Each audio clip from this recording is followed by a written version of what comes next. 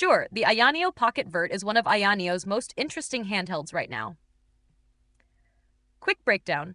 What it is: a premium vertical style Android handheld, Game Boy like shape. Built mainly for retro gaming emulation. Uses a Snapdragon 8 Plus Gen 1, which is way stronger than most vertical handhelds. Specs: 3.5-inch LTPS display, 1440x1600 resolution, very sharp for that size, 6000 mAh battery, 8GB 12GB RAM, 128GB 256GB storage, CNC metal shell for a premium feel. Why people like it: strong enough for PS2, GameCube, Dreamcast, PSP emulation. Very premium build quality. Pocketable and stylish. High pixel density makes old games look crisp. Downsides: expensive for a retro handheld. Vertical layout isn't comfortable for everyone in long sessions. Android setup/emulation takes tweaking. Price right now is around $269 and $369, depending on RAM's storage. Personally, it feels like Ayaneo made it for collectors and retro players rather than casual buyers. What interests you most? The design, power, or the idea of carrying a Game Boy-style beast in your pocket?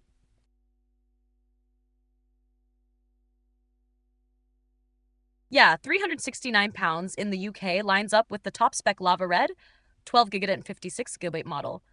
Ayaneo's official pricing lists that exact version at $369 USD, and UK sellers like Amazon Draw are landing around £370 £420 once VAT import and reseller markup are added.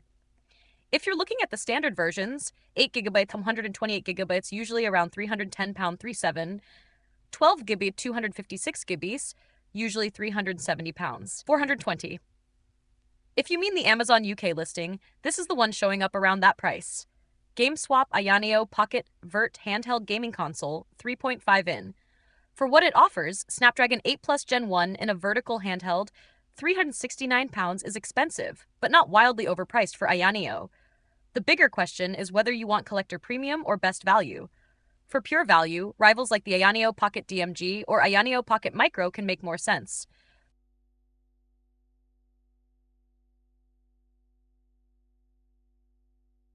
If you mean expensive but worth it, for Ayaneo Pocket Vert, I'd put it in A tier. Ayaneo Pocket Vert. Why A tier?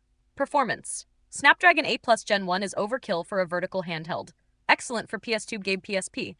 Screen, 1440x1600 on 3 and 5 ifs is insanely sharp, 615 ppi. Retro games look crisp. Build quality.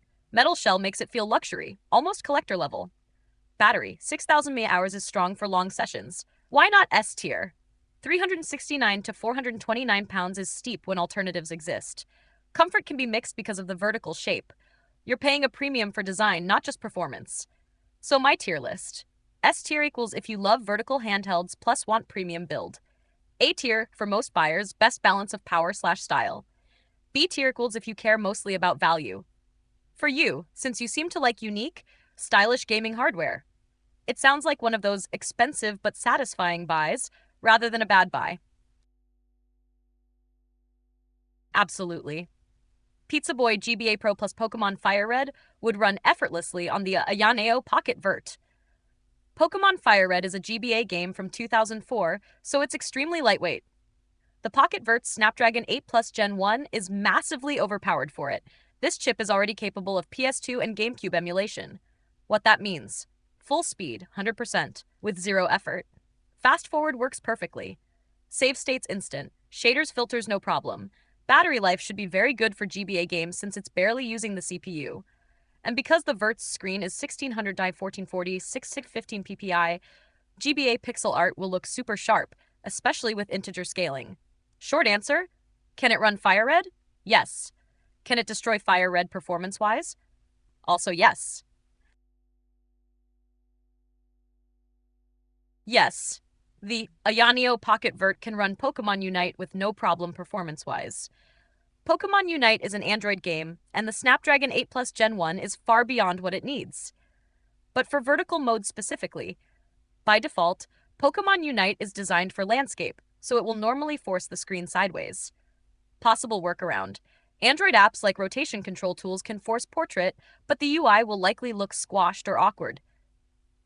Controls: since the Pocket Vert has controls laid out vertically, holding it sideways for Unite might feel unusual, but still playable. So runs fine. Native vertical gameplay? No. Forced portrait? Possible, but not ideal. If your goal is MOBAs or modern Android games, the Pocket Vert is more of a retro-first handheld than a perfect fit. For GBA DS-style Pokemon games, though, it's excellent. Yes, Geometry Dash will run perfectly on the Ayaneo Pocket Vert. Geometry Dash is very lightweight compared to what the Pocket Vert can handle, so you'd get smooth 60 FPS easily, very low input lag, important for timing, instant loading, no heat or heavy battery drain. The only thing to think about is screen orientation. Geometry Dash is built for landscape.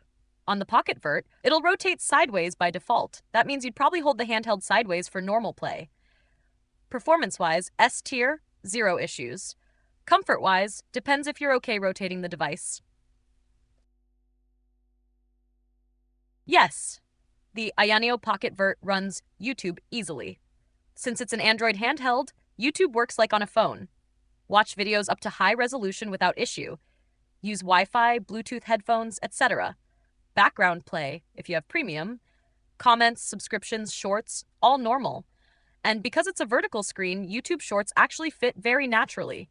Normal widescreen videos will have black bars, but they'll still look sharp because of the high-resolution display. So, runs YouTube perfectly. Feels like a powerful mini Android device, not just a gaming handheld.